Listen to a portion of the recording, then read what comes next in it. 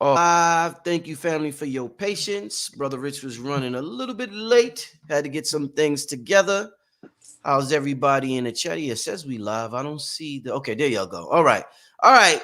Hey, it's gonna be one of them shows, y'all. It's gonna be one of them shows.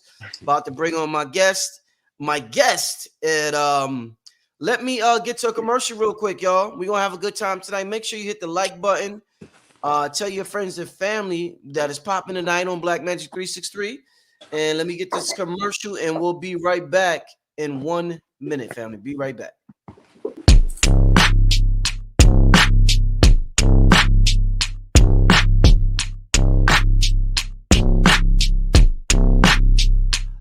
Sometimes I wake up in the morning feeling stressed. Sometimes I wake up feeling like I never slept. Sometimes I don't want to wake up cause I'm depressed. But today when I woke up I felt blessed. Yes, I'm thankful I could breathe. Thankful for the breath, thankful for the heart beating in my chest. Superman S. I fell in love with life, not afraid of death. Fell in love with life, fell in love with sex. And I confess, I love my cold melanated flesh. It absorbs, it protects like a bulletproof vest. I kill all my demons and then I ask who's next. I'm the son of Osiris, I'm coming for the suit tech. Suplex, God is blood, God is great. I thank her for the food on my plate. I just ate mashed potatoes and steak. Victory is sweet, come get a taste. The flavor in your air is Big Mac with the base. Been broke, can't break, got money in the bank. Every day someone dies, someone's born. Get a cake, set a date, get a suit, get a tie, get a date. God is always on time, never late. Celebrate, get in shape, meditate, levitate, elevate. Men destroy, men create, real women menstruate. And the sound I make emanates my light. And the song I sing celebrates my life. Celebrate your life, celebrate your life. Celebrate today, celebrate tonight. Celebrate your life, celebrate your life. Everything was dark, God invented light. Everybody celebrate your life, celebrate your life. Celebrate today, celebrate tonight. Accepted all my wrongs, celebrate the right. When I die, celebrate my death, see what heaven's got. I feel glorious, victorious. The medal dangle on my... All right, family. And without further ado, I want to bring back to the platform. Welcome back, the brother's first time here in this Gregorian calendar year of 2024. Exactly. I want to welcome back to the platform my brother Aseer the Duke of Tears, as well as his Empress Selena. Welcome back, family. Welcome back. I'm loving the art in the back, by the way. I'm loving the art. Thank you, bro. Thank you. That's the Darsco 418. Got it right back out. Color version, hardcore, hardcover. It's really, really good, man. But we could build on it later. But indeed. We got a good show tonight. I said, they call this month Black History Month. That's what they call it. Right. But if we're gonna study so-called Black history, there's so many people that get left out for whatever reasons. This channel is primarily a metaphysical, occult, esoteric channel, whatever you want to call it. Right. A lot of people don't know, though, that many people consider the father of the occult a gentleman named Paschal Beverly Randolph. A lot of people heard of Aleister Crowley. They've heard of what's the OTO, the white lady from the OTO? Crowley was OTO. Blavatsky. Blavatsky was Theosophic Society. Theosophical, thank you. Yeah, sorry, yeah. But a lot of people are here about Paschal Beverly Randolph. I know you've talked about him in the past. Bobby Hemmett, the brother Azazel. I've even heard Aseer that Dr. Strange was based off of Paschal Beverly Randolph. So we're going to talk about the so-called black magicians of the 19th century. We're going to talk about him as well as other ones as well, but I definitely want to highlight this gentleman right here because his history is so interesting, but it's so not known. So let's start out. What's the deal with what can you tell us to start out with in so-called Black History Month? I say about Paschal Beverly Randolph, my brother. Well, again, peace to you again, the audience, for having us on once again. Everybody's been supporting. We really appreciate it. Honest to all of the ancestors, like you just bigged up brother Azazel, bless the dead. He was one of the biggest occultists in the game. Like he was very, very heavy into mystery schools and stuff like that, hidden knowledge, or what they call occult. So I definitely want to give him a shout out. Yeah, Randolph, or Pascal Beverly Randolph. This is a book. This is one of the best books you can get on him. It's called Pascal Beverly Randolph, a 19th century Black American spiritualist, Rosicrucian, and sex magician. So this joint, you see, is very thick. Oh yeah. And it really gets into a lot of his real work, not just like the legend stuff about him, but more like about like the real things that he actually went through. Indeed. He wrote a lot of books. One of the best ones to me, this one is just like a biography. But if you want to read some of his works for people who wanted to get into that type of stuff, one of the best books I think that he did was this one. This is one of the first ones I got from him. It's called Death and the Disembodied Man, and the Disembodiment of Man. Death, the Disembodiment of Man. This I actually got this book from Aseer at Riot Bay, so bless the dead with him. Randolph, in the research that I did, I was one of the first people, I think, in the community to do like a whole video with him that was actually filmed by the Queen. We filmed it in Prospect Park about 22 years ago. Over 22 years ago, right? Wow. Yeah, it's been that long, right? It's crazy, bro. So I came across him when I was really going heavy in researching different so-called magical systems and different so-called groups that allegedly were into the esotericism, you know what I mean, and that type of energy. So in my research on a guy named Francis Bacon, who was another Moorish, I guess you could say occultist, but back then it really wasn't the occult. It was like back then in his time, you either knew stuff or you didn't. And when you knew stuff, you technically had to get it from some sort of noble or Moorish family or something like that that had ties to the centers of magic, or what they would perceive as magic at that time. Places like Seville in Spain over there. Salamanca was a heavy place that they was doing a lot of magical, or what they would call magical stuff, or magical researches and stuff. Here in the States, it was out in Arizona around what they call Mount Moriah. If you get the book Time Walker by Meredith Quinn, they'll talk about how a lot of the sages from the ancient times used to go out there to do calendar work, and so in researching Bacon, I came across the fact that he studied, first of all, Francis Bacon. He allegedly was the son of the jet black Duke of Lancaster, aka Moulay Ismail of the old Moorish Empire. It's just that in Western Asia, which today we call Europe, because that's not, that's really just the Asian. You have the eastern side of the Asian continent and the western side. So the western side is what we call Europa. So in Europe or Europa, a lot of those families were into going into what they call the Orient, which was coming over here in some of the schools, like I talked about in Arizona and all of that, as well as in places like Arizona, New Mexico, like around like where the temples and those types of pyramids was at. Right. So they was doing a lot of research and a lot of intense study around that time. So whenever anybody was blessed to go to the Orient to study, and when they went back to Europa, they would be like the man. You know what I mean? It would be like coming back to the hood with like the latest song that ain't nobody heard.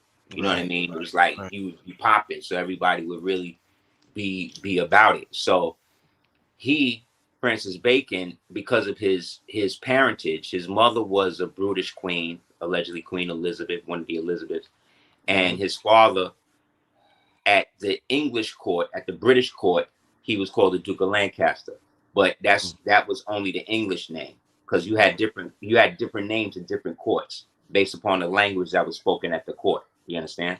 Mm-hmm. So really, Muley Ishmael, his name was his pops. So he was able to kind of have the best of kind of both worlds in that sense. So he wound up going to the Orient and started studying amongst the Sufic order, right? Now the Sufis come from a thing called the Madabut mystics, and they were a contingent of Muslims who were really into the deeper workings of understanding knowledge, whether it come from the Quran or from ancient texts. These are the guys that was translating all of the ancient stuff into some called modern language. So this Sufic order of the Rose was real big at the time. And because a lot of them, some of these Sufics, they weren't like Islam was the vehicle that a bunch of different types of Moors from different types of cultures would be able to couch what they wanted to do and then homogenize it together once the land was secure. You know what I'm saying? So you had people who was Islamic, technically the religion of Islam, Islamic. Then you had people who was like Hebrew. You had like Asiatic people, even people who was like Indus, like what we would call Hindu today, which is really Indus, Harappan type people. And so that Sufic order of the Rose was so sought after that they took a whole section of this book called the Zohar and then created a whole book on it called the Rose, a whole Kabbalic book called the Rose. And so this is what Bacon got really caught up in. So much so that after he graduated and went back to Europa, he helped establish a European version of that called the Rosicrucians, right? And so, or the Knights of the Rosy Cross, right? And so, allegedly Martin Luther was allegedly a Rosicrucian, and there were other notable ones, and their sign was usually like a cross with a heart, a cross. I mean, a heart like a sword, which is basically a cross, and then like fire around it. So when you see like those old images of Jesus, and he got like the white Jesus where he got the heart outside his chest, and then he got the cross, and there's like fire around it. That's really a Rosicrucian symbol, or that symbol of the blazing heart is an old Rosicrucian symbol. So he really got into that, and then he recruited like 5 other people. That 5 grew to 15. That 15 grew to 25. Then maybe within a couple of years, it was like maybe close to 500 plus people in the order. And so what they was really doing was practicing more science in territories that it wasn't necessarily the big thing, because not everybody was down with the global situation that they had established, especially in Europa. Because remember, this is in the Dark Ages. So the only people reading, the only people having information, the only people having access to the etheric technology and all that type of stuff is those Moorish peoples in that area, or people connected to them. And so they went and really started going heavy with the understanding, and then from there, other orders gleaned stuff from them and then tried to low-key copy it by still giving low-key respect to the Moors. So another group was the Templars, right? The so-called Knights Templars, the Knights Hospitaller, right? The Templars was set up by a dude named Hugh de Payon, which was a French way of saying Hugh of the Pagans. And this melanated man, his father was a part of the Rosy Cross. And so because the French knights, they wanted to get higher rank in the esoteric world, they then kind of like threw themselves in the worship or in the esoteric stuff, while at the same time having a face for the so-called Roman, i.e. Christian powers that were still trying to build themselves back up. Right. You know what I'm saying? And so they continuously pushed that agenda, in which now they were low-key worshiping Muhammad or the Moors, right? But they was fooling people into believing that they was actually devil worshiping, because it was actually It was actually less punishment for devil worshiping than being like Muslim. Oh shit! Wow. You know what I'm saying? Because a lot of the French niggas was into like a lot of the old Babel, what we would call the old rites, right? All of that occult stuff that we perceive as occult really is coming from the pre-flood times. And a lot of that stuff was taught illegally to people who wasn't ready to get that type of knowledge. Right. And so that led to the creation of a lot of like crazy abominations and shit in the world. So after all of them type of people and things got washed away, that knowledge had kind of been lost. And so in let's say the post-classical age, when they start moving into now trying to take greater positions in the world, they figured that the only way to do that is by using the old ways, you see. But all of that goddess worshiping and all of that led to a lot of human sacrifice, you know what I'm saying, a lot of ritual killing, you know what I'm saying, because that's what these abominative deities or entities that they think they serve, and that's what they need to manifest, right? Or at least that's what they tell them they need to do to manifest. And so they follow the suit and then wind up reinvigorating these old, what we would perceive as evils. And then because they're doing it in a ritualistic setting, they get to benefit from being the servant of this agenda. You dig? So the Rosicrucians, like I said, they was more for an altruistic type of thing, whereas the Templars and them, they started like that, but then they really started bringing people in, and if they wasn't in the real know that the word like Baphomet, like we know Baphomet, right? Right. Baphomet was really an allegorical version of Muhammad. See what I'm saying? But they would just take the B and replace it for the M. But you would have to be a high degree to know that. Right? So the new niggas coming in, the neophytes coming in, they think that, oh, this is really about worshiping the goat god and all of this. So they start really going ham, thinking that the more they get into that part of it, that's going to allow them into the inner sanctum. When really, the niggas that really know what it's really about is looking at these niggas like, wow, these niggas really bugging. You know what I'm saying? Like they really think that's it. But we can still use them, you see, to keep the real science of what's really going on secret still. So everybody think it's that when it's really this. Yeah. So this is the problem with getting information by way of organizations like that, because it's a need to know, you know what I'm saying? And if you're not really in, then you can be being used, you see what I'm saying, to fulfill the agenda of whatever entity or whatever they're dealing with. Yeah. So that caused the schism between the Rosicrucians, the Templars, the Knights Hospitaller, and all of that. So that eventually spills into what we call the Crusades, and this is Rome now trying to get back in power, right? So when we speak of France, when we speak of France or Italy or Germany or these places didn't exist at this point. These are all just remnant Roman states that have been deposed and now are trying to come back into the game under another name. You see what I'm saying? Because when we took power, we shut Rome down and split it up. So we split it up.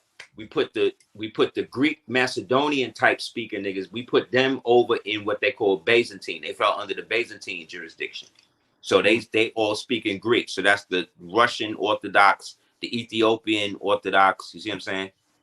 Latvian, what they call Latvian Orthodox, and all of that. They speak in Old Macedonian Greek. Okay. Then that's in the East. In the West, though, these are the Latin speakers. These are now the traditional Roman. When we think of Romans, this is who we thinking about. So this is the British, the Italians, you see what I'm saying? All these niggas under different Romance languages, in each Rome, in each so-called state, right, which they're calling European, also has a different god or goddess that they worship in. Right. See, so Britain is worshiping Britannia, You see what I'm saying? Or Britannia or Minerva. You see what I'm saying? Shit like that. Whereas in Italy, they worshiping a version of Semiramis. You see what I'm saying? Whereas in France, they dealing with like Godiva or Hera or something like that. You see what I'm saying? So they have a god, a goddess, an angel, and a demon. And so each Roman state, with each order that's in that state, then is following this on the esoteric level. You see what I'm saying? And so after the Crusades, they decide they want to shut the Sufic order down, so that way they would separate the Orient, what they call the Orient, from the Occident. So the Orient is everything above the equator. The Occident is everything below. Right? So they create a order called the Grand Order of the Orient. Right? In which they now try to all consolidate their power to now switch the whole trajectory of how we see the world as a vehicle of expression or knowledge. And so they start to trick people. So they say, okay, the Orient means the far east, but the farthest east you go, you wind up where? West. You see what I'm saying? Like if you keep going east, eventually you're going to be west. You see what I'm saying?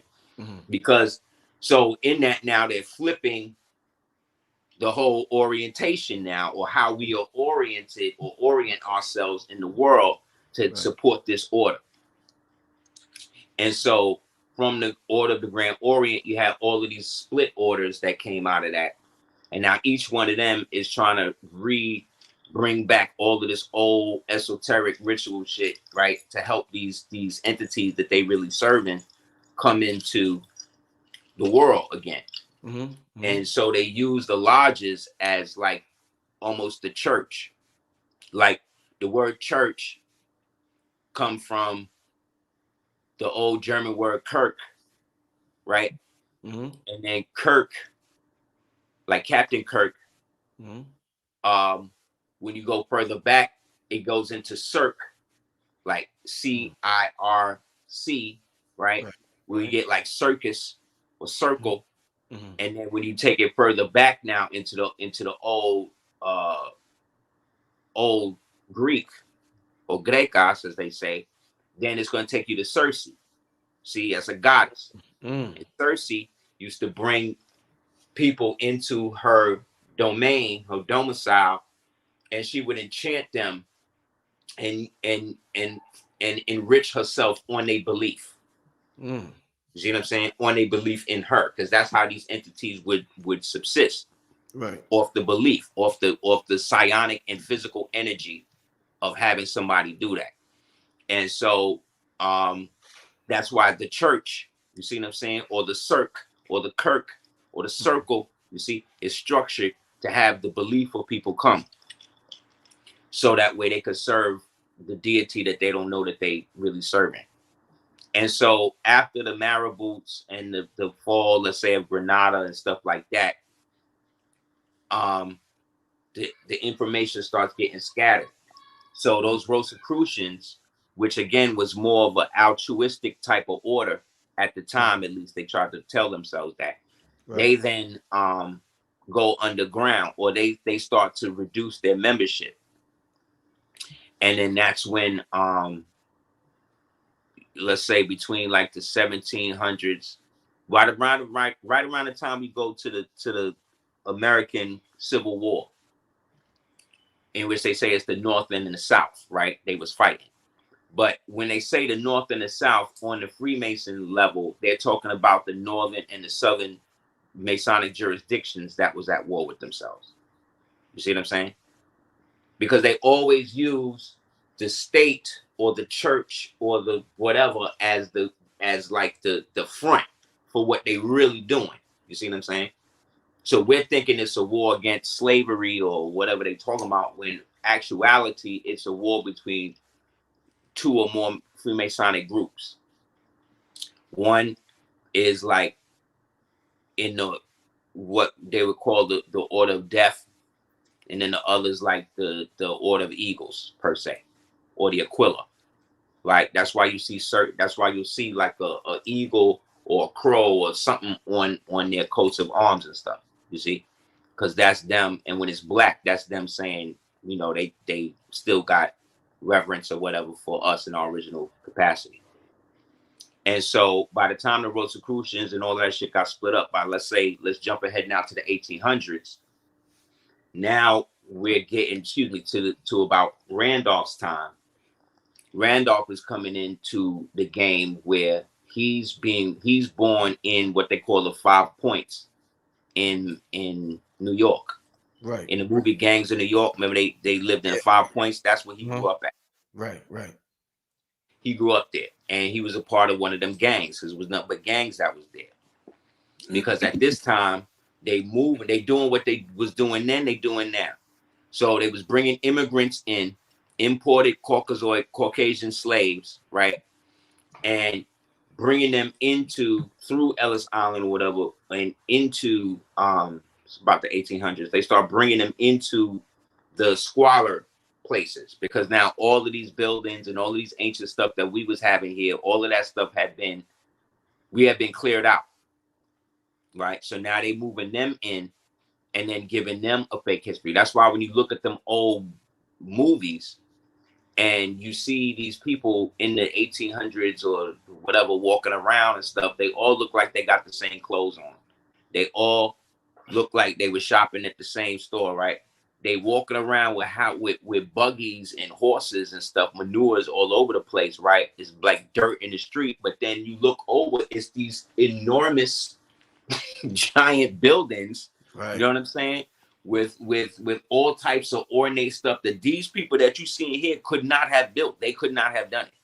Because if they wouldn't be living literally in the street. You know what I'm saying? In dirt poor and all of that. So around this time, Randolph, being that he's born here and he technically is kind of royalty. His story is that his mother was a princess from Madagascar. And his father was Edmund Randolph, right? Who was one of the members of the Continental Congress. You know, when they was melanated. And after their deaths, he technically grew up as an orphan, which is how he grew up on the street and all of that. And then allegedly, as the story says, when you read, he started to basically educate himself. So much so that he started to invest himself in a lot of the old information that he would find in a lot of these old libraries and stuff that he would study in, you know, when he could get in there. You know what I mean? When he wasn't hustling or doing whatever he's doing. So from there, he basically educated himself to be a surgeon. Now, back then, a surgeon was kind of like a barber. You know what I'm saying? So when they say he was a surgeon, it's kind of like being a doctor, a barber, and like a counselor, like all at the same time back then. Interesting. And from that perspective, he was able to, right? He was able to meet a lot of different people. And from there, his intelligence was such that he wound up meeting people of renown. Also remember who his father and his mother was. You know what I'm saying? Mm-hmm. So because he had respect on the street, you know what I mean? From the gangsters and the gang members and shit that he grew up with. And because he was a self-educated man, he started using that surgeon skill almost like a doctor, because back then you could do whatever, because there was no FDA, there was none of that stuff existed. Remember, this is at a time where they're still now moving as many of us that still have power out of the picture, and now they're bringing people in to kind of learn how to work the infrastructure, while at the same time not letting on that they don't really know how to work none of this stuff. You see what I'm saying? Mm-hmm. So Moors, who had the technological skill and all of that back then, because they were the inventors and all of that, they were the patent holders and all of that, they now found themselves in a system where in order for them to still subsist and make a living, they now had to act as the civil servants to the new people that's coming in now. So these people don't know how to work the etheric fireplaces. You know what I'm saying? So they'll just bust this shit up and put wood and you know what I mean, fire, and then now they, you know what I'm saying, now they warm. But that's not how we was using it. You know what I mean? When we did it, it would warm the whole crib because we knew how to use the shit. So now you got to basically be like a butler in your own mansion for these new people that are set to basically act like they controlling it now, because this is how it's been set up now. You see what I'm saying? But remember, all of these are Romans. All of these are descendants of these Romans and their Circassian subjects who are now being used as proxies in this war against two royal bloodlines. Meaning us, people that look like us from over here and people that look like them from over there. You know what I mean? And now they're using these new immigrants or these illegal aliens as soldiers to now keep the indigenous ones of us in line. You see what I'm saying? Mm-hmm. So Randolph, he not feeling that. He wasn't with none of that. He wasn't with the whole nigger shit and people, you know, talking down to him based on his color and all that. So he also was kind of like a duelist on the low. So he had a couple of duels where he had to like out people. You know what I'm saying? Because dueling was big back then. So long story short, he wound up going into education. And around the time that Lincoln was about to come in, he started to use his resources like to get his bread up. So he wound up doing like a lot of like inventing, like he invented a what they call a black mirror, right? That was real popular at the time, because at the time there was a phase where a lot of these Moors that were deposed and a lot of these so-called people who today people call them American Indians, but they're just misnomer Moors too. They now were kind of like assed out, right? They didn't really have like to make a living the way that they was doing it before. So what they started to do was go into things like entertainment, go into things like the circus, go into things like what they call mesmerism at the time.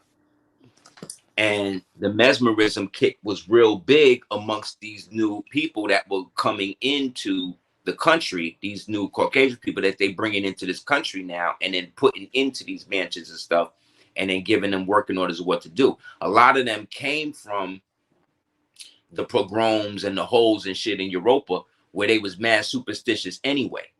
You see what I'm saying? So when they came over here, now they remember that they great grandmothers and them used to go to Moors and Moorish women for to read the palms or read the cards or whatever. So now this now creates a whole new market here for people like us, right? To be able to subsist and still be able to keep the arcane knowledge going. You see what I'm saying? So Randolph starts creating mirrors, crystal balls. He developed this thing called phosgene, which was like a tonic. And it was like the first Viagra, right? You know what I'm saying? He started import-export business where he was importing hash from Turkey. You know what I'm saying? Now, this is at a time when we supposed to be like mentally dead. We supposed to be slaves. We supposed to be, right, all this other shit. How is this dude hooking up with niggas in Turkey, you know what I mean, to get the hash sent to the Americas to the point that he became the biggest importer of hashish in the country. Anybody in the country wanted hashish, they would go to PBR. You know what I'm saying? So he had it popping like that. So with all of that, with all that intelligence, he also became a man of letters where he would write Congress and all of that. You know what I mean? Basically as an heir apparent, being that his father or grandfather, I believe Edmund Randolph was his father, was a part of that Continental Congress, which is the old government before they switched it over into the coup d'etat United States government. And so he just basically built up a lot of credentials like that. So much so that by the time he got around to the Freemason thing, he kind of saw it kind of the way that some of us more see it today. At least I get that from reading his works and shit like that. He really wasn't with it. He was a Libra, right? His birthday, I think his birthday is October 8th, right? That's the day after, I believe, Elijah Muhammad. Yeah, I believe. Anyway, so as a Libra, it's the day after our anniversary. Day after our anniversary. Actually, our anniversary is the 8th. It is. It was 7th, the 8th. Yes, the 8th. But yeah. So, I have it in my mind. It's 7th. Yeah. So he got with it and used that bread, that hashish bread, to then start building schools, start educating the 5 Points kids and all of that. Started taking care of orphans and all this other type of stuff, to the point where that's when he started going heavy into the esoteric stuff, and then found out about the Rosicrucians. And then that's when everything switched. He basically went so hard with the study and with the understanding of it that he definitely was an adept in it, to the point that eventually they had to ask him to come to the dome at Paris to be raised as the Lord of all the Rosicrucians in the world. Damn. Yeah. Right. So yeah. So I'm skipping some parts, but when you read it, when you get to that part, you'll see like the majesty and the awe that they had for this nigga, because they said he just knew shit. So that crib that Dr. Strange got in the village, that's based on his crib, because he used to live in the village. Oh, okay. And he used to call his crib the Sanctum Sanctorum. You see what I'm saying? And that's when he would entertain dignitaries from all over the world who would be coming to him to get, esoteric knowledge or advice on how to, rise up in the ranks or some shit, or what to do about this ailment. Like he was like the man like that. Yeah. So much so that none of the European orders were flourishing in that realm. So they had to start to create, almost like today, I guess we would call it an industry plant. We call it industry plants. Right. They had the industry plants back then, but this industry plant, one of them was this dude named Eliphas Levi. And Eliphas Levi, he had came into the game and was kind of taking the European people by storm. It was him, Manly P. Hall. There was a German dude too. I forget his name, but it was like 3 of them that was real big at the time. And so Eliphas Levi wound up becoming part of the Templars Orientalis. No, excuse me. He was the head of the Golden Dawn. This is before Crowley got in there and messed everything up. So he helped set that up. So he went out and studied at Egypt and came across something called the Aseeritic Mysteries. One of those books called in the Aseeritic Mysteries is this thing they refer to as the Aquarian Gospel of Jesus Christ, allegedly. And then that became, so he found it there and then went back to Europa and then published it like he did it. You know what I'm saying? Oh, but okay. It's really an ancient text about the times that Yehoshua, about the inner time between 13 and 33 of Yehoshua's life, and how he went around the planet and basically became like a master teacher for all of the different cycles. So that way, when the millennial reign started, meaning that the reign of the Moors started, that's when they were able to go so far with the teachers, because they was basically of the same bloodline. That's why when you see the Moors, they would dress like this. Like this is how they would, how he was dressing. You know what I'm saying? So Levi, then after him, this where Blavatsky comes in, and then that's when they start to do their little plotting. Because Blavatsky, she allegedly she's a Hungarian Jew who also had her father though was Khazari. So she got involved in the British what is it? What was that thing called? The nanny situation where the British would like send if you was a royal family and in one of the British empires, you would send for like a nanny from Britain to like teach them like a Mary Poppins type chick. Right. Okay. Right. So they brought her in there, and then that's when she started going heavy. They got 3 teachers who were Moors, but they're not gonna say that. They won't call them that, but these 3 Moors that they had basically had kidnapped and had basically extracted as much as they could. And then from there, that's when she said, okay, we're going to set up the Lucis Trust.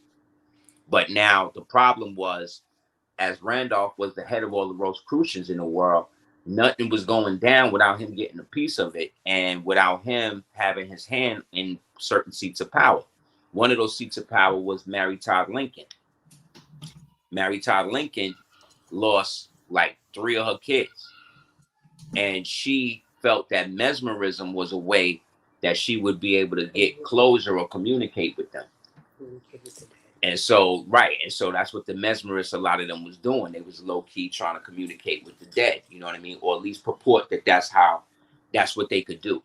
Right. And so Mary Todd Lincoln was tired of getting taken advantage of. So Abe, right, allegedly heard about this dude, Randolph. And then this is, I think, this is his first year of the presidency. He heard about Randolph, and they wound up hooking up. He sent for him. Randolph comes in. They wind up building.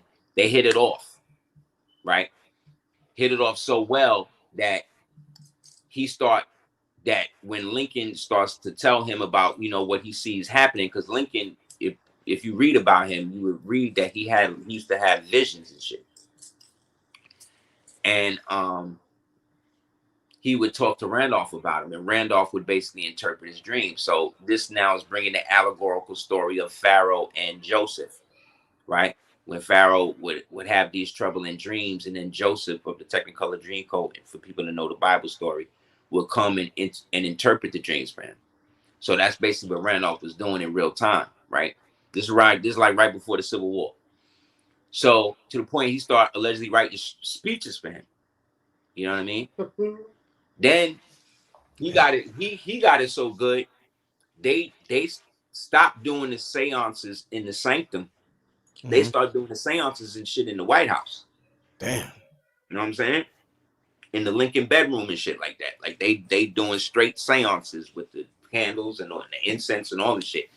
So people didn't like that. So then one of the other things Randolph did with this relationship was that he went and got help with Lincoln to set up the Freedmen's Bureau for all of the free and deposed Moors who are now being redesignated as Negroes and renegade Indians and Africans and all of these people, meaning the people who were already here before the changeover, and now they're here after.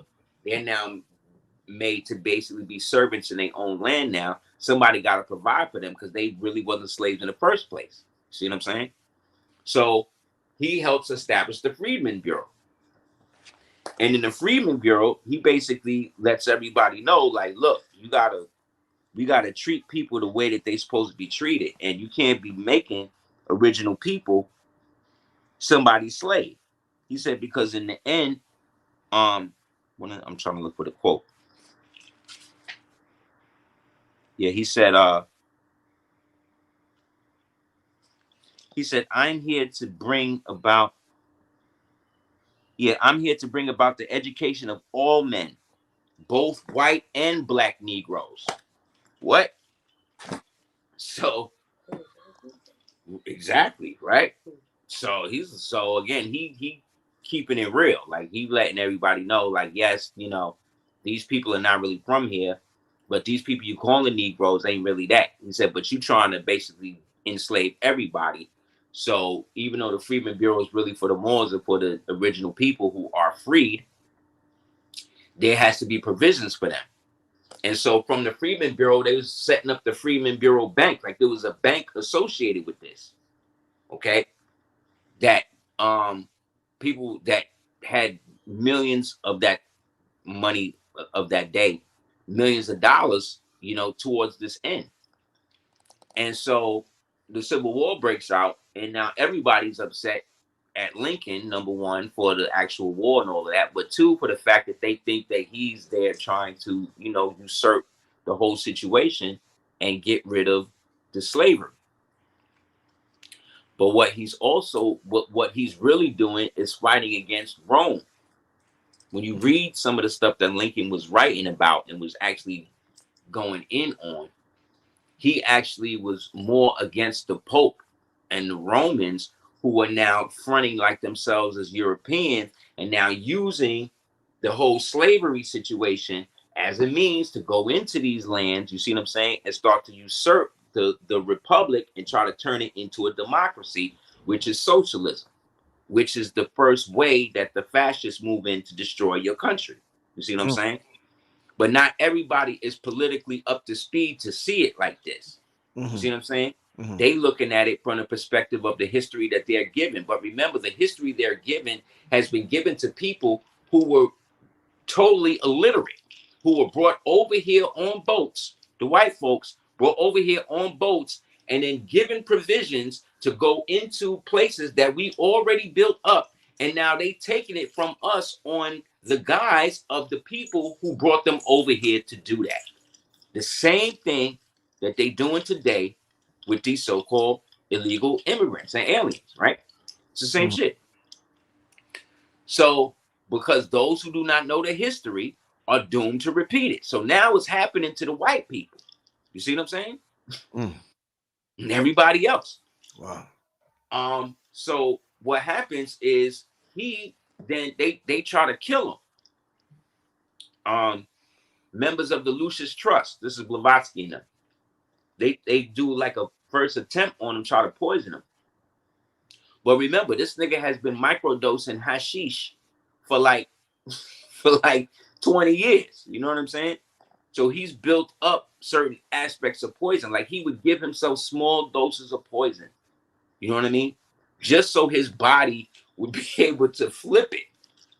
But remember, he's a Libra, so he's very sociable at the same time. So he would throw parties for the niggas that he knew was trying to out him. You dig what I'm saying? Just so he could get close to them and get like psychological, like he was like a psychological tarot on these people. Right. So he would like, because he was also a hypnotist. Remember what I'm saying? Like this nigga was wild. Like he would be able to give people post-hypnotic suggestions and shit, and then like show up in their dreams.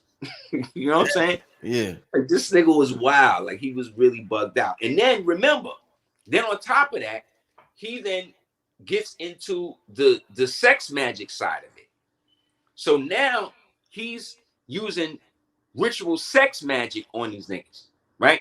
So the niggas okay, this dude want to try to kill me, no problem. He starts to give palm readings to the nigga's wife. You know what I'm saying? Wow. And then get the wife to then send their children, the dude's children, to his school. Like, you see what I'm saying? Like he's on some 5D chess type shit like that. You know what I mean? Freemason? Say again. Was he a Freemason? That's the thing. So he was in the Rosicrucians, right? But the Rosicrucians technically aren't considered Freemasons. That's the wild shit. So to backtrack a bit, a free and accepted Mason, right? According to the old Rite stuff, right? The York Rite, the old York Rite, the old Scottish Rite stuff, like that stuff, right? That stuff that came in, the modern version of that came into existence, let's say between the late 1700s into 1800s. Then by the time Crowley now came and then switched everything up. The person who switched it prior to Crowley was Albert Pike, the nigga who started the Ku Klux Klan, who himself was a slave to the Cherokee Nation under John Drew's regiment. Okay, Pike was a slave to the Cherokees, yeah? Yeah, the so-called Cherokee, what we call the Cherokees or the Tsalagees. We're talking about the ones that was a part of the Chickamauga Confederacy. These are all Moors. These are melanated people, right? And they themselves held slaves. These slaves they held was the imported white folks, right? And the African mercenaries that they would bring over every so often. They used to call those one-eyed Charlies. What, the African mercenaries? They called them one-eyed Charlies? Yeah. Yeah, they call them one-eyed Charlies because they were the ones they were the pirates. Ah.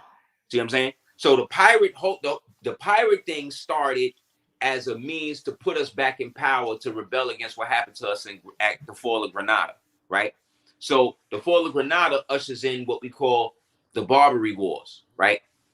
And so those Barbary Wars, or the wars in Barbary, you had the Barbary powers, and then you had the Barbary states. The Barbary powers, yes, the Barbary states was Algier, Tunis, Morocco, Tripolitania, right? The Barbary powers was the overall Moorish Empire, the original Algeria, the original Morocco, the original Mauritania. That's all of us over here. You know what I'm saying? So they created this vacuum. So for the first 250 years, we was the European Moors and these people was getting their asses whipped. You know what I mean? They was enslaving Caucasoids by the millions, right? And so what happened was they got smart and started to liberate the serfs. And they would take some of them and they would turn them into Mamelukes, or what they call Janissaries, or what the nation gods of earth call the Muslim sons, or what today we would call Shriners. So these white Christianized Circassian Khazarian slaves are now Islamicized and then used to then go and fight against other Moors or other Europeans or whatever. You see what I'm saying? And so they were given a form of Freemasonry, past grips and stuff like that, so that way they could know each other in different battlefields. You know what I'm saying? Meanwhile, the people who they serve, right? These muleys, these Moors, these black nobility Europeans or whatever, they at the top watching these things go down. So the same way today, if you have beef with somebody and then they call the cops on you and the white cops come and arrest the black person, and then the black person will call the cops, press charges and all of that, that's how they would be used. That's how they used them. That's how these people started to move up. And so, like I said, the Freemasonry that they was dealing with up until Albert Pike was totally different.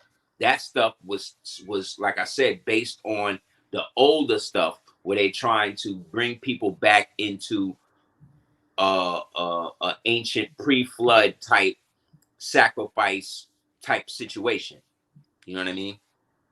So that's why a lot of these orders took places in caves, you know what I'm saying, or literal holes in the ground, or like real like dismal crypts. Like they would have a building and you would think it would be dilapidated, and then you go in and it's all gilded with all of the heraldry and all that shit. Like that's how they do their thing. And so by the time Albert Pike got into it, or he got his hands on it, he had communication with Blavatsky, and they're now trying to get Randolph out the way. So Randolph gets allegedly dies at the hands of this dude named I forget his first name, but his last name was Clymer. And after he died, that's when Blavatsky and them set up the Lucius Trust. Once the Lucius Trust was established, they then established the Theosophic Society. Once the Theosophic Society was established, that's when the Lucius Trust began to go into Europa, into these European lodges and stuff, and start to basically become the underwriter for all of those lodges. So Crowley who himself was a British agent, right? He was a British agent of MI5 at the time, because remember, Queen Elizabeth's intelligentsia officer was a dude named John Dee, who was another Freemason, right? And another warlock who used to work with magic numbers and shit like that or whatever, and used to do conjurings and shit like that for the royal family when they was bonding themselves with, you know, the entities and shit they be dealing with. And so they always needed to have somebody there that was involved with that intelligentsia to keep communication open with these infernal ones that they keep trying to reincarnate through these rituals. You know what I'm saying? So original Masonry, that has nothing to do with any of the shit I'm talking about. If we're born from our mother, then we're naturally made sons. You see what I'm saying? Because we're the sons of our mother, right? So we're naturally born on a square. We're naturally born with the 33 vertebrae to be able to sit upright and have our sacrum hit the top of our cerebellum that allows the gold liquid to descend down into the 24th vertebrae, which then corresponds to the 24 hours in the day, right? That then by the 31st day allegedly goes down to the 33rd vertebrae, and then allegedly goes back up at the top of the month. So the 33rd degree and all of that was really an allegory about bringing those who weren't of the first creation into the human family by raising them up to the degree that they could get to, which in their cult is the 32nd degree, which happens to be the same degree that water freezes. You see what I'm saying? So based upon that, they don't have, or this the story, okay? This the allegory. I'm not saying that I believe it or anybody. I'm saying that this is how their religion works. Right. So they have a calcified pineal organ. You see what I'm saying? And because of that calcification, they don't necessarily reach that unless they reincarnate themselves. Again, this is what they think. Reincarnate themselves through one of us. You see what I'm saying? So this is why you have the black and the white checkerboard on the ground in every lodge, because they're representing the order out of chaos. You see what I'm saying? The chaos being the black, the white being the order. But in reality, it's actually the flip. Because white, you can't, black encompasses all, right? So the white that they're really trying to represent is really just a wavelength. Thank you, Dave. And so that's how they did it. So after they established all of that, they used Crowley to go in, and then Crowley starts bringing all of the ritual sex shit into it. He starts bringing, he starts bringing all the ritual sex magic and all of this crazy stuff into the circumstance, which then puts people into the phrase that they got to be about this. So he starts perverting it all. He starts bringing the SA into it. He starts bringing the pedestry into it. He starts bringing the feces and the orgies and all of this type of stuff. Not saying they wasn't doing that before, but this nigga, when he came into the game, it was like he was the beast. He was a beast. Literally. Wow. You understand? But remember, this nigga was also an agent for the British government. You said the M5, right? Right, MI5. There's a book you can get called Secret Agent 666. And in that book, it'll lay that out for you. But he also was a magician. So much so that, like I said, after they got rid of Randolph, they got rid of Lincoln. Then they got rid of Hamlin. So remember, Lincoln's vice president name was Hannibal Hamlin. And Mr. Hannibal Hamlin was as dark as Wesley Snipes, they say. Wow. Right? So they got rid of Lincoln. They got rid of Hamlin. Then they went after Randolph. Once they got Randolph, they now could wrestle the whole Rosicrucian thing away from him now, right? Mm-hmm. And bring Blavatsky into it. She can inject her satanic shit into it because she's now the head of the Lucis Trust. Under the Lucis Trust is her, a chick named Annie Besant, and another chick and another dude. They then go to India to set up the Theosophic Society. They don't already got Eliphas Levi down with it through the Golden Dawn.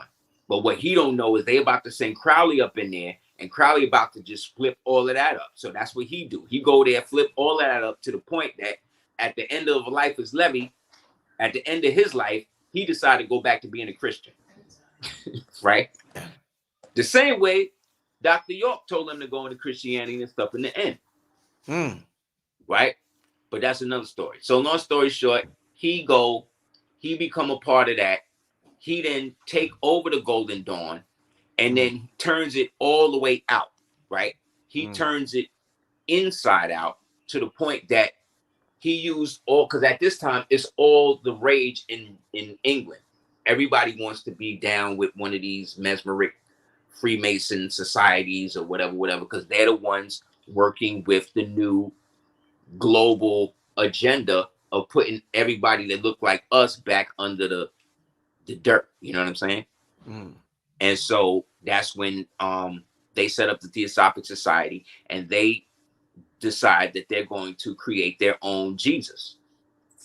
And so they get Mother Teresa. Remember Mother Teresa? Her order is a Jesuit order. And those Jesuits, they sent them into India, into Calcutta and all of that to find the poorest, most broken downest woman or whatever. And they brought her in.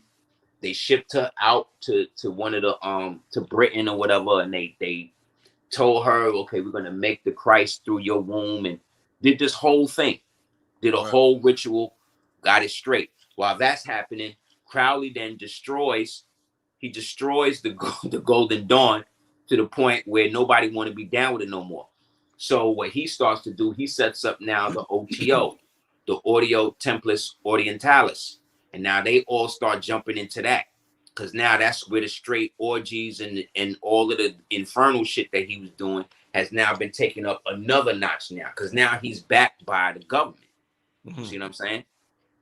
The government, the royal family, all of these white royal families that have now taken control of the black nobility Europe families, right? They now in there, and now they working with this nigga. And now they doing all types of stuff. And then he's seducing their wives. He having sex with them.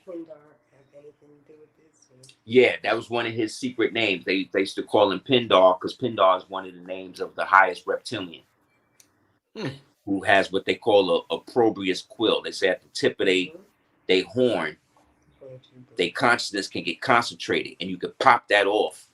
And that's like, and it becomes like a little worm. And then that's the worm they allegedly put in niggas' eyes. You see what I'm saying? To then wrap around they thing, and then that becomes the plate, right? It wraps themselves to their cortex, and their reptilian section of their brain starts to take over the cortex, and then this is how they start to become inhabited, and the entity starts taking over. Damn. And then the ritual is they punch you in the eye. So when you see all these celebrities with the bruised eye and shit, and always covering the one eye and all this other type of shit they be doing, that's an homage to that, allegedly. Wow. So they set all that shit up, take over the orders, take over the orders. You know what I'm saying? Switch up the shit. They use Albert Pike to write the Morals and Dogma. He then works with a black devil Freemason named Thornton Jackson. And then him and Thornton basically work together. And then they give the white boys the real secret and the fake rituals. Then they give the black dudes the real rituals but the fake secret. And so they got to work together. Yeah, they get the white boys the real secret, the fake rituals. Give the black people the real rituals, the fake secret. And so they run them in tandem against each other. That's why they don't like to integrate the lodges, because the shit that the white boys is doing is not necessarily the same as what the brothers allegedly is doing, right? Wow. And so this becomes the thing. And so Freemasonry becomes a big thing, right? To the point that Andrew Jackson winds up creating a party, a political party called the Anti-Masonic Party. Oh shoot. And them niggas got him elected. That's who got him in office. And he cleared the whole government out of all the Freemasons. He started going ham on him. He's another nigga used to do duels and shit, because he technically was a slave too. Up until the day he became president, he had slave catchers looking for him. Because, like I said, they don't want the real nobility, the Moorish nobility, to come back in power, especially if they are against the program, the death cult. So, like I said, we're all born to build, right? We're all in that. So, in that sense, we're all Masons, right? In the sense that we're born from our mother. We're sons of our mother in that regard. And because we have the full access of coming out of darkness into the day by way of an original woman, right? We have certain traits and genetic things that other people that don't come from that portal have.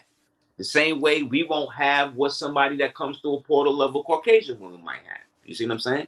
There might be things that they have that we don't. So it's not about what womb is better and all that type of shit, because in the end, it's about what you do, not who you coming from, you know? And so that became the issue. And so these orders start cropping up all over the place, right? To the point, like I said, that by the time Andrew Jackson come through, he at war with the Moors, the Chickamauga Confederacy, and them that's not trying to give up their nationality and stuff to come into the United States, right? He fighting against the he fighting against the Freemasons that have been kicked out of government, that have been kicked out of municipalities, that have been kicked out of banking in America, right? And then he's also at war with who controls them. And again, that's Rome. You see what I'm saying? So he fighting the battle on three fronts. Meanwhile, like I said, while all of that's happening, he still got members in his cabinet that's now pledging, right? So, okay, we can't get them like that. What we'll do, we'll set up universities now, right? And we'll get niggas to join the Freemason shit through that. Then boom, we get Elihu Yale. He sets up Yale. He sets up the tomb, right? He sets up the tomb. Then in another university, so in the tomb, they set up Skull and Bones. Then they set up the Scroll and the Key. Then they set up the Wolf's Head Society. Like there's a bunch of them that's just as high, if not higher than Skull and Bones. But they only want us to deal with Skull and Bones. Skull and Bones, right? But all of these are Freemasonic organizations. Then on the black side, they got the Greeks. They got the Black Greeks, right? Sororities, yeah. Right. They create the Divine Nine for them, right? Edward Minton. When you read Edward Minton, the nigga said, I'm trying to set up a black version of Skull and Bones. So how clear do we need to be? You understand? Remember, Elihu Yale, who helped set up Skull and Bones, was a financier of Leopold and them in the Congo. You know what they was doing out there. So now you, a so-called melanated man in the 1900s, you see that and you want to create a society just like that. But these niggas are supposed to be helping us? Okay. So all of these universities get set up. They set up they little Greek branches, right? And then from them Greek branches, they create a oligarchy of these groups, right? That's working in conjunction with Prince Hall. Prince Hall is over here. Then you got the disgraced John Belmont Masons over here. And then you got whatever order over here on this side. Then they're low-key working in tandem with the York Rite dudes or the Scottish Rite dudes. You see what I'm saying? Because they're all working to bring order out of chaos. So they're all brothers in the end. You understand? Because they all took the same oath. They all took the same, essentially, they all went through the same ritual of killing Hiram, which was the Moor that built the Temple of Solomon. Right. So everybody that goes into that got to reenact a murder of their own forefathers. Damn. But then they say, well, Aseer, in order for you to be, it says in order for you to be a Freemason, you got to be a free man. Yes, you are a free man until you go through the ritual. Then now you belong to the order. And if the order say this, because you was a free man and decided to put a noose around your neck, right? This is what you chose to do. The ones that still do this. You chose to put the rope around your neck. You chose to look like the vagabond with the one leg up, the one leg down. You the one that allowed them to put the blindfold on your chest. You the one that allowed them to put a sword on your chest. You the one that said that you didn't have light until you got here. But remember, I just told you, you were born on the square because you came out of the temple. You came out of the temple itself. What is the power in inverting and getting you to go back to something? Why do these things exist? Because the devil wants you to spite yourself. So when you fall into the iniquity, the only person you got to blame is you, because he never forced you to do it. See what I'm saying? So is the hand also somewhat forced through financial gain or the illusion of... See, that's the carrot in front of the horse. The carrot in front of the horse is, oh, you join this, you get privileges, you get to, get to get out of jail, you get to get off of... Yes, it's always what you could get physically or materially from the circumstance. But that, again, is the lie. It's a lie. Because niggas been flashing signs 350 years. Are we any closer to our own redemption? No. Right. We might be further away because of it. Damn. Because I've never met one that's come out and done anything openly for anybody other than somebody that's already down with them in that. So all of that is all well and good, right? But the problem came when, like I said, these orders now, they are going back to what they were set up to do. The Freemason shit, that we're just using that to be able to go back to the original rituals. And we're going to make everybody think that that's what it's about. You see? And so they start doing that again. And so you start having rituals where the head of the most worshipful master, the Grand Master, he marries like a little boy. Because Crowley, in what they call the alchemical wedding or the ritual of the bride. Now, this ain't all Freemasons that do this type of shit, because most of these brothers, they don't know, they have no understanding of what I'm talking about. They are only talking about what's in front of them, what their grandfather told them, which was basically nothing. And they just doing what they feel. They think it's like a social situation. Right. You know what I'm saying? So they're not, I don't blame anybody for making choices or think I'm better because I'm not in it or any of that. I'm just saying, I was taught that man knows not from being told. So if you are seeking degrees by way of another man, then you're only going to get what that man chooses those degrees for you to be. That's facts. Because in the end, it's another man that's just as valuable as you. And if he could do what he did to get that knowledge, well, how come you can't get it? And who says that you got that his is somehow better than yours because he may be older, or he may have a Rolex, or he might, have his picture up in... Because remember, back in the days, Ebony used to show Shriner niggas every issue. They would have in the back of the magazine.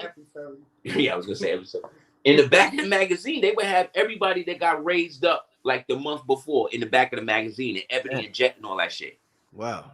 Because all of that was run by Freemasons who may or may not have been Greeks, Black Greeks or whatever. But essentially, men saw it, especially after the fall. Some men of our grandfather's generation then felt that was a way for them to be able to have internal protection right in their communities as well. Kind of like what we saw in Rosewood. Okay. Remember the movie Rosewood? Yes. And what happened? The white Freemason raped the chick, right? And then it was the white police and them niggas was looking for him. What did he do? He went right to the Black Masonic Lodge flashed the black brother the sign, and the brother protected him. And then what did he do? Escaped and then blamed the niggas. And then white Freemasons came and burnt down and killed everybody in the town. It's crazy. Wow. You know what I'm saying? Hey, I said I gotta go in about 15, 20 minutes. Let's do but it. I want you to come back if you can, so we could talk about Black Herman sometime in the near future. Oh yeah, we can get into him in the future. Black Herman, because Pascal Beverly, this is what we needed for so-called Black history buff. We don't the way you broke that down, bro. That history right there, bro. I don't know how you even hold that in your mind, bro. But that was absolutely phenomenal. How you broke that down right there, my brother. I mean, you are one of the best out there in the entire globe, my brother, at what you do, man. Honest, brother. I really appreciate that, man. I want you to I want us to talk about Black Herman and just we'll get into him and Houdini. Yeah, and Houdini, and continue to get into this history. But I also would like well, let me get to one question from the people. Okay. And then I want Selena to tell the people about her products. If you're not familiar with our screen, let me go get.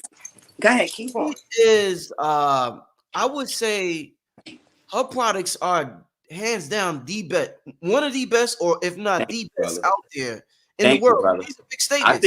I think so too. In the whole world. And I'm not just saying that to say that. Like she has, and when it comes to skin products, family, Selena got it. She got that down pat. So, well, with that being said, we're gonna let her. I'm gonna give Selena about 10 minutes to talk about her products. But let me get to a question. Give me one question. Get the question before we do that. Okay. Let me get one question from the family before we. No, I say it's the truth with this history. Yeah, you definitely is the truth. Thank you, guys. Let's see. It's not a lot of questions. They just giving you props in the chat. They like honest to the chat, man. Real quick though, get this book. If you could get it, it'll really give you a greater understanding, not just of Randolph, but where we was at the time period that this stuff happened. Great book. The other book, like I said, one of his better ones, Death, the Disembodiment of Man. Great book. Another book you can get, there's a book called Magical Principles by Franz Verdon. If you're into that, he was another magician, light-skinned magician dude from Germany that Hitler and them kidnapped and tried to torture to get some of the secrets and shit. So definitely get that. Well, let me ask you this quick question before Selena closes it out. In terms of you mentioned several times information being available. I think after the flood, this flood that happened on the planet. What year is this? Because you talked about so much history in that short time. When did this flood happen, Aseer? Because when you read the Sumerian and the clay tablets and the historical context from Uruk, which was like basically the first major metropolitan city in the world. Yeah. It happened prior to what we would consider biblical times. So when we read Genesis and Revelation and all that, like that is a culmination of all of these stories. You see what I'm saying? Being codified into one book that, depending on which group is ruling, can use it to their benefit. That's the beauty of the whole thing. So if we're really talking about it, we're talking about anything prior to 3. They did a recent survey and found that the matrilineal DNA between father and son of the original man here in America, they discovered this in South Carolina by studying this brother's DNA in South Carolina, that it went back over 338,000 years. Okay. So I would say anything prior to that, we would be considered that prior flood. In this present epoch we in now, we're in the last of a 25,000 year cycle. So I would say everything from in our modern time, the flood would probably be maybe 6,000 years from where we are right now. Okay. Okay. So in essence, Cleopatra in history is closer to us than she was the time of the flood or the pyramid. Just to give you context. Context, You know yeah. That's real. That's real. I'm glad you so said yeah. that. So Wow. that shit kind of Go just through them happened. real quick. Yeah, no, that's the whole point. It like just happened. Like we Like just happened. yeah, Yo. we're thinking it's so far. That shit ain't that Nah, far. that shit Come like on. just happened, bro. Just like Grenada and shit fell, like that shit just happened, bro. Yeah, Like a couple yeah. of years ago, to the point that the crackers over there, they still celebrating and still dressing up like us every Yeah. year. I seen it. If No, the shit heard. happened to do it. I seen the pictures. Yeah. Exactly. Yo, Exactly. I don't amazing. want to take too much time, but I'm gonna go through them real quick because this is the only platform that I would say I have to give so much thanks to the people that after we did something a little while ago, it just brought a lot of customers, and I really appreciate it because there's a lot of myth out there. Just just recently, Aseer was like, "Yeah, it's funny. I read something and they said that there's no rice products on the market," and I've had 3. Right. I'm gonna show them to you right now. Word. But it's just to say that I think a lot of people, especially now, are just getting into wanting to, he was talking about duplicating and wanting to recreate something. And it's great to have recreation of herbs or anything. But when you are on anyone's website, be aware that there's usually like key ingredients and then there's something called other ingredients. And those other ingredients will have like That's the 6 poison. to 10 chemicals in them alongside things that are preservatives that they're not considered parabens, they're not considered sulfites, and they're not considered animal byproducts. But when you have benzoyl alcohol, peroxide, PG40 carbomers, like a lot of new products, especially new lines that have just come out the last week, they have all those things in them, which will eventually thin your hair out over time. So you'll think your hair is becoming more manageable, but what's actually happening is it's becoming thinned. So not to deter anybody from wanting to support their faves, but be really aware because when you have something that's prepackaged, it's being mass produced or being brought in from another country. Or usually, even if it is made in America, they're made in warehouses that use certain chemicals just to be able to make a lot of them. So just be mindful. I'm going to have them read off everyone real quick. We're going to go through them real quick. This is Rosemary's Baby. I'm going to have you hold them and just take them in my hand. You put them on the floor. That's got fresh rosemary stalk in it. Really good for hair growth, all that other good stuff. Lazuli Blue. If you have pimples, acne, any type of scarring in your skin, that's great as well. Lemonade. That's a classic. Lemonade is all the products, none of the products that I make, everything is made by hand and nothing has shea butter in it. A lot of people ask me why. There's some research done about shea butter and just the mass production and how it's really just not what a lot of people think it is based on how much people use it. It's very difficult to get one base product just coming out of Africa. Anyway, I'm not even going to get into all that. I just want to go through them real quick. This is the Scorpio. I have a whole line of astrological stuff that's really just based on herbs being certain herbs are ruled by certain signs. So what I did is I just made sure that I put all those accompanying herbs and herbs that are ruled in those products. So like for Scorpio, for instance, dragon's blood, it's got saffron, a lot of dope stuff. All of the gel products, the gel washes are gel organic based washes. You can use them on your vagina, your penis. They're made with aloe base and coconut pomade and just really dope stuff. All the ingredients are in it. This is the pineapple turmeric face wash. Again, very good for brightening one's skin without fading your melanin over time. The banana face alchemy, the same thing. If you have any type of hyperpigmentation, the banana is excellent for skin clarification and all that other good stuff. Star anise, the anise hair oils come with also there's hibiscus hair oil, there's anise hair oil, there's the rosemary hairs oil. Every product, the herbs that are in them are intense and great for different stimulus of follicles and all that. This is the bilberry conditioner, very dope. Comes with J Jam conditioner. This is Tiger Stripes. It's exactly for that. It's got a lot of cardamom, coffee, again, vitamin E, argan oil. I'm real grateful for the bilberry jam as well.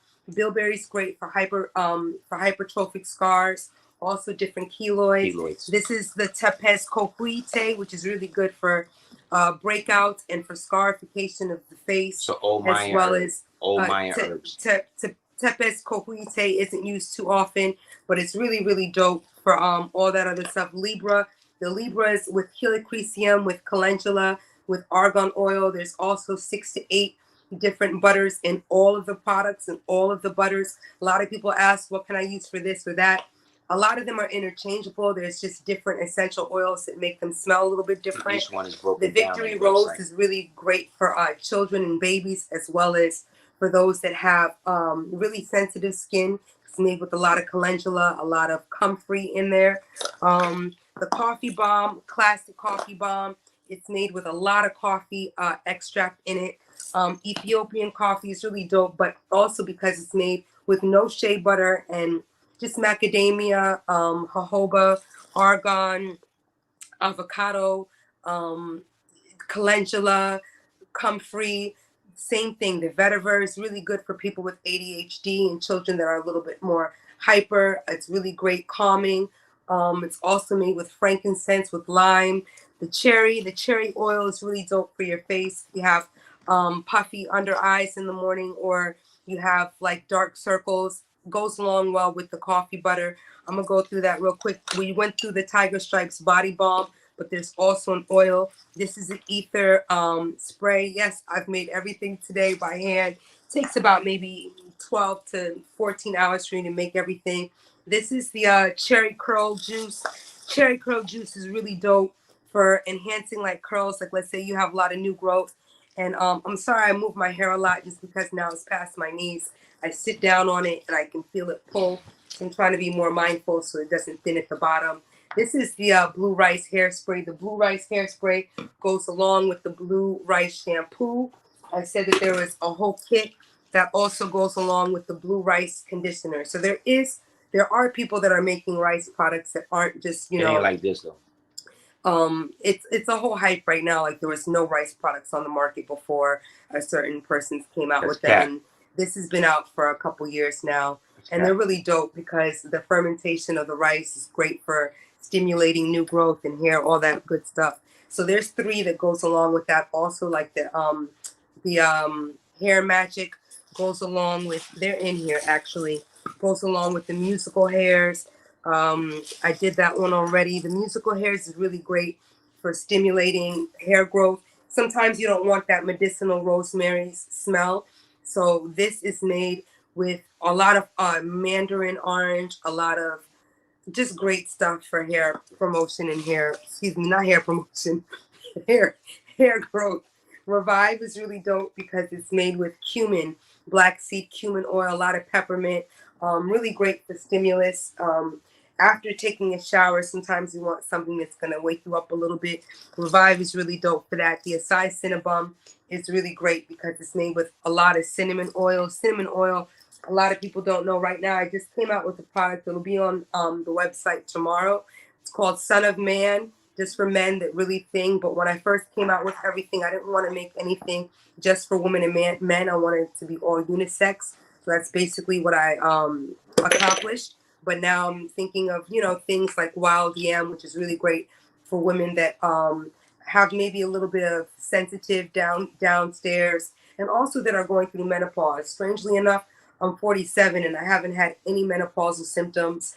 Sometimes I'm just thinking that it's based on the herbs and the juicing that I've been practicing for a couple of years, but I'm not anti-menopause. I'm just grateful that it's not something I've experienced as of yet. So for those that have, the wild yam will be in a marmalade. It's going to be called marmalade. Just for women, all that washing downstairs, made with arrowroot, baking soda. Also, just a lot of cinnamon oil, aloe vera, things that really keep odor at bay where you don't necessarily have to use boric acid that'll dry you out or thin you out. This is a sun kiss. Sun kiss is really dope for sitting out in the sun. And also if you're not in the sun, but you want a little SPF protection. The Capricorn is made with a lot of vetiver oil as well as lime. Same thing with the Pisces. The Pisces made with lang lang. The shungite body butter is really great for EMF protection. Also just for eczema, psoriasis, dry skin, dermatitis, rosacea, pimples. Sometimes just using stuff that doesn't have chemicals in it will calm your skin rather than strip, and then you end up having to do more because you stripped your it's called like the primer fascia, but the top part of your skin, which really gets stripped from a lot of people using like small bleaching agents and other things that feel like they're clarifying their skin, but it's thinning your skin out over time. And the Alkava shampoo is a apple cider vinegar shampoo. Also comes with the spearmint shampoo. All the shampoos again are made with different, like 8 to 10 different herbs. So that's just a couple of them, and then the ether vapor chest body rub, kind of like Vicks, but without the petroleum and mineral oil and all that other good stuff. And again, the kelp help goes along with the rose clay alchemy as well as the banana face. And that's just really for people that have sensitive skin and work out a lot and want to use something that's got algae based, just really great healing stuff for your skin, so that as you get a little older, you don't necessarily have any stripping or anything else. I thank you for the opportunity to just share what I shared with you guys. Again, this is the shungite as well as the pineapple. I try to do stuff that's between 2 to 16 ounces, so you have options. Also, I like my stuff in clear bottles, so you can actually see the rice in the rice spray. You can actually see the rosemary stalks in the rosemary.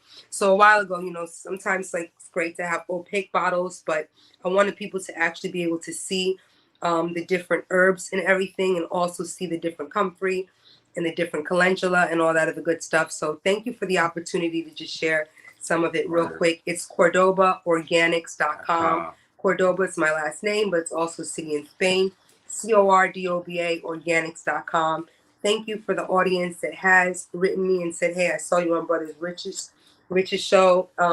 It means the world to me, because when you aren't, I have had 2 people kind of step to me and want to mass produce, but because herbs won't be maintained in the bottles, and because a lot of the production, when you do mass produce stuff, it loses the details and integrity of being able to put certain herbs in everything. That's really why I started stuff, because I didn't find anything on the market that actually had a multitude of herbs that would help heal over time. And also just deal with menopausal issues, could be used on your vagina. Everything is pH friendly, that nothing will irritate you, and things like that. Those details are somewhat difficult to maintain when you do go big time, or you do have somebody buy you out. So as much as I sometimes don't want to work 12 hours a day, reading the testimonials and doing stuff that I love, it's brought a lot of joy to my life. So thank you, and thank you for the opportunity. But that's enough time. Thank you for having me. A couple more down here. Also, if you want to check out the fine wine. Really dope. Fine wine, aged like fine wine. It's got a lot of beets, a lot of saffron and sandalwood. And same thing with just things. Also your book, Dark Skull 418. If you guys want to check it out, you can go to www.aseertheducateers.com. Trying to get it so it's no glare. You go to www.aseertheducateers.com. There's a link where you can check it out. Also, you can check me out. Check out my app. The pictures in here. So what book is that? I said, what is this now? The Dark Skull 418. This is what he wrote. I just got it back out. On the side. That's what this post is about. And there's over there's over 60 illustrated. It's like a movie. Inside. I wrote the whole joint like a movie. It's so beautiful. It's all building on what we've been talking about or what I've been going in. It's a redux of the original one I came out with back in 2012. Oh, there you go. There you go. That is Randolph. I got him in the book. There you go. That's Randolph. That's Abraham Lincoln. And then that's General Hitchcock. In real life, they had a little group called the Peerless Three, kind of like how Frank Sinatra and them had the Rat Pack. Yeah. So I wanted to create our own version of it or whatever in the story. So kind of get more historical aspects of it in more of an adventure type story. She's so beautiful. What we're going to try to help do right now as well is just license certain stuff. So you know, have like, you know, comforters and different and all things types of just stuff. to really Toys. We want to basically start to bang on the devil in a whole nother way by creating a whole nother vein in entertainment that actually tells our story the way we want to tell it, as opposed to it being watered down again by people with another agenda that's not there to protect ours. So, which is why I'm really thankful for the support with this, because this has actually been able to fund a lot of other stuff and just, you know, finding something consistent to be able to contribute to society and to our children. Yeah, and creating different venues for us to do it. That's why I was saying, if anybody wants to check out the ADOT app, it's capital ADOT. You go to Google Play or Apple Play, and the app is up there. And again, I put new stuff on there almost every other day. And it's a great way. Yeah, every day is a way for people to for me to get around all of those shadow bands and all the shit they be doing with me on the internet. Hey, do me a favor, send me all the links. So after it's over, I could put Selena, your website. Excellent. I'll send it to you again. Send me all the links. And so, family, they got several links. King Simon is sharing some of them here, but I'm gonna put it under. Thank you, King. Thank you, King Simon. The video, all the links will be in the description. But listen, Aseer, Selena, I want to thank you. Go. Thank you. Amazing episode. Thank you, bro. Thank you, bro. I'm gonna buy that book tonight, Aseer. Inshallah. Thank you, bro. I really appreciate it. I'll mail one out to you tomorrow. I'll mail it out to you. Everyone comes with a drawing, a pen, and a dope coaster with the app and everything on it. Oh, and if you ordered 2 days ago, these are going out tonight. I'm gonna make sure I do them right now. And everything comes with a free unisex lip balm, as well as a discount on all shipping. And there's free shipping for people that spend a little bit more. You'll see that stuff on the website. But thank you for the opportunity to just allow me to take the last 15 minutes. I really appreciate it. Thank you. Keep up the amazing work. And I said, like I said, I want you to come back for part 2, my brother. Let's do it, man. Let's do it. Real quick. Check out the book, The Conjure Times. There's a book called The Conjure Times or Conjure Times that's all about Black mesmerism and magicians from the time. Check out the book Wars in Barbary, another book called Diplomatic Relations Between the United States and Barbary Powers, another book called Montauk Book of the Dead, The Spandau Mystery, and another book called Moors, Masons, and Christians. Definitely check that book out. And again, man, thank you guys for the support. We really appreciate it. We really appreciate it. All of the years we've been doing the game. I can't even tell you. And Brother Rich, thank you again for having us on, man. Thank you for letting me sit and just be next to him today. We just saw Dune. Yeah, and you should check that out. Love, put your products out tonight. I want you to sit for real. Thank you for the opportunity. Word. I'm gonna talk to you soon. I say we're gonna set up a part 2, and family, make sure you hit the website. Send me the links tonight. I'm gonna put send it to you right now. Okay. All right. Thank you. All right. Peace, family. Peace. Love, family. Peace. Peace, family. I'll be back tomorrow night. See y'all tomorrow. Peace and love. Thanks for tuning in again, family. Peace.